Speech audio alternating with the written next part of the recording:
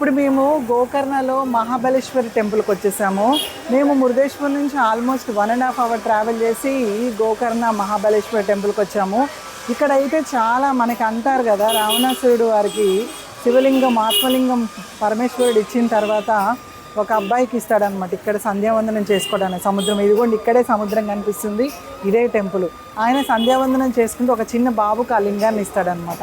ఆ లింగం అనేది ఇక్కడ పెట్టేసరికి అది మహాబలేశ్వరుడు అయిపోతాడు. ఆ లింగం అనేది తర్వాత తీయడానికి రాదనమాట. సో అందుకని ఈ శివలింగాన్ని మహాబలేశ్వర లింగము అంటారు.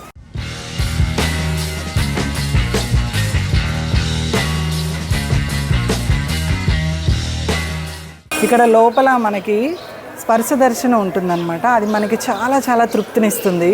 ఈ ఆత్మలింగము ఈ షేప్లో ఉంటుంది. ఇక్కడ పైన కనిపించే ఈ తల భాగం మాత్రమే మనకి స్పర్శ తగులుతుందన్నమాట. చాలా చాలా సంతృప్తినిచ్చింది. ఇది ఆత్మలింగం రూపం అన్నమాట. ఇది చక్కని దర్శనం తర్వాత ఇప్పుడు మేము ఉడిపికి బయలుదేరాము. ఇప్పుడే ఉడిపి శ్రీకృష్ణ మఠంకి వచ్చేసాం. ఇక్కడ విగ్రహానికి చాలా చరిత్ర ఉందండి. ద్వాపర యుగంలో స్వయాన శ్రీకృష్ణుల వారే విశ్వకర్మ చేత ఈ విగ్రహాన్ని చేయించి రుక్మిణీ మాతకు కానుగ్గా ఇచ్చారట. ఇక్కడ గర్భగుడిలో ఉన్న విగ్రహాన్ని ద్వారం నుండి కాకుండా కిటికీ నుంచి చూడాలి. ఫుల్ వీడియో కోసం ఈ కింద లింక్ను క్లిక్ చేసి యూట్యూబ్లో చూసేయండి.